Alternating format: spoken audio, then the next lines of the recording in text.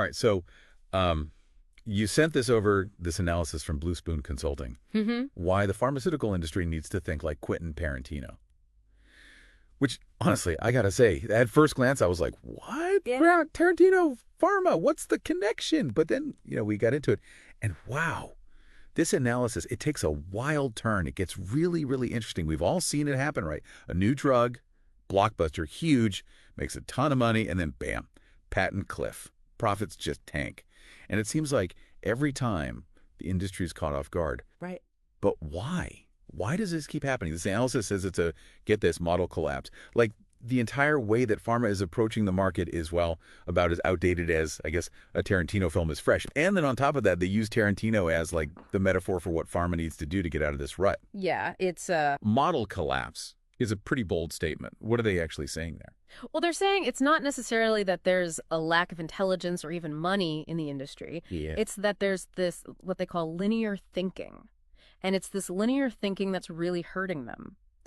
Imagine being stuck in a loop where you're constantly using the same data to predict the future. So what does linear thinking look like in the pharmaceutical industry? Like, give me an example. So they see a big market, right? Yeah. They see the aging population in China, and they assume, okay, big market, aging population, guaranteed profits. They're not adapting to things like healthcare systems, global economics, all these other factors. And what happens is their blockbuster drug hits the patent cliff. What do? They put a Band-Aid on it. They're not addressing the root cause of the problem. More marketing dollars. That's their solution. It's like trying to make a blockbuster movie by just copying and pasting what worked a decade ago.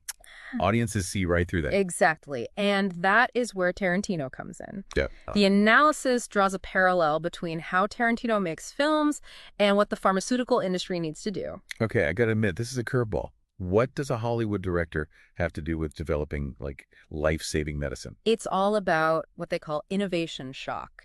You watch a Tarantino film, you're on the edge of your seat because you have no idea what's going to happen next. Right. He subverts your expectations, he takes risks, creates a very unique experience. Meanwhile, we have the pharmaceutical industry. It's like they're stuck in this loop of predictable sequels. Interesting. It's the same marketing tactics, same reliance on these big markets. Like, just because they've had a blockbuster in the past, they're going to have another one. So instead of surprising us with something new and innovative, they're just giving us generic sequels. Exactly. And we all know how those usually turn out. And it's more than just feeling stale, right? There are real consequences to this lack of innovation. Yeah. Remember that stat that they highlight? Blue Spoon? They analyzed over 40 drugs that went over the patent cliff between 2010 and 2012. Not a single one avoided significant losses. Wow. These companies are pouring years, resources, everything into these drugs, only to have them fail.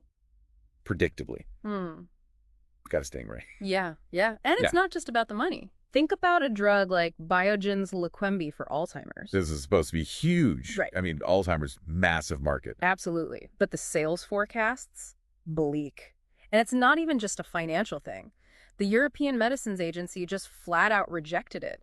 So it raises questions not just about the business model, but about the efficacy of the drug, too. So it's not even enough to have a promising drug. The entire system has to be ready for it. Yeah. And that is where this system architect idea comes into play. Okay. But we'll get into that in a minute. It's like they've got this cutting-edge movie, right? Incredible special effects, amazing. And then they try to screen it on, like, a VCR player. Yeah. The technology just isn't there to support the vision. Yeah, and that's a really good analogy for what this analysis is saying about this system architect concept. Okay. It's not enough to just develop the drug. Yeah. Right. The whole system needs to be ready to support it. Yeah. And they use BioMarin as a case study. They developed this gene therapy, potentially groundbreaking stuff.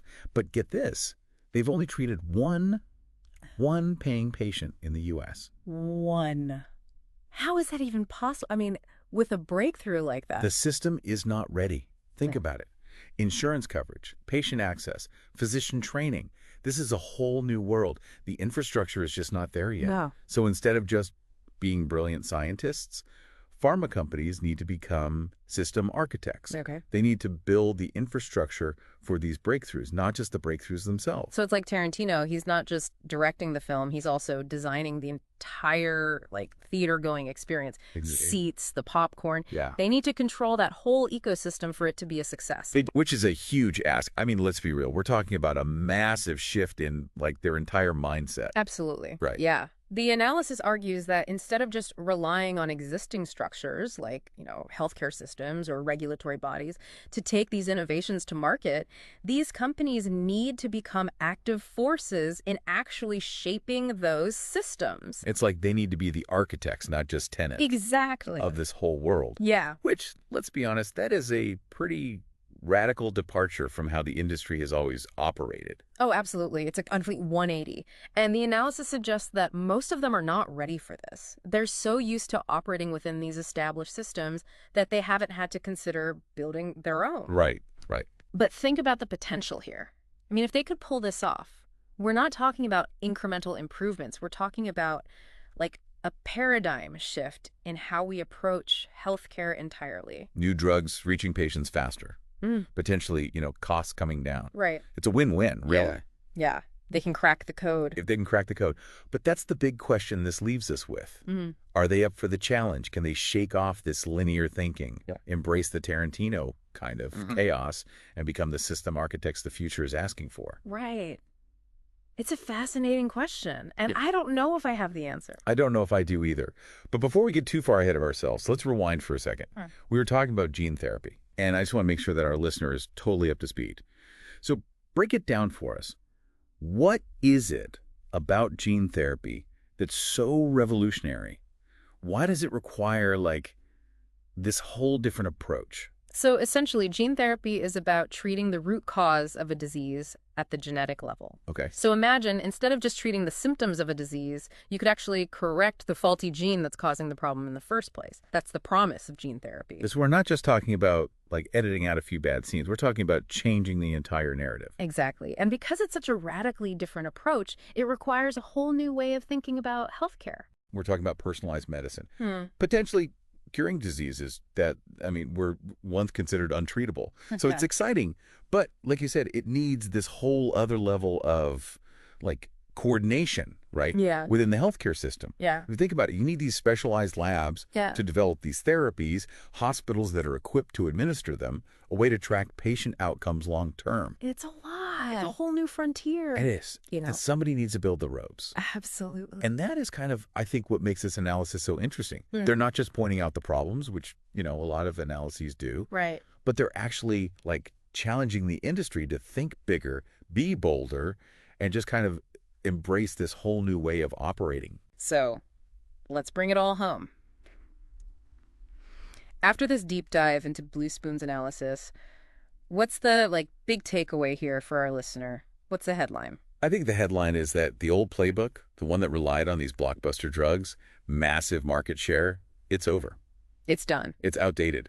The future belongs to the companies that are willing to become these system architects, to not just develop these really groundbreaking therapies, but to actively shape the entire environment in which those therapies are delivered. They need to stop relying on the old systems and build their own, basically. Exactly. It's a huge challenge. It is. But it's also a huge opportunity. It really makes you wonder, if this is right, what are the implications beyond even just medicine, right? What other industries might be overdue for this kind of Tarantino-esque shakeup?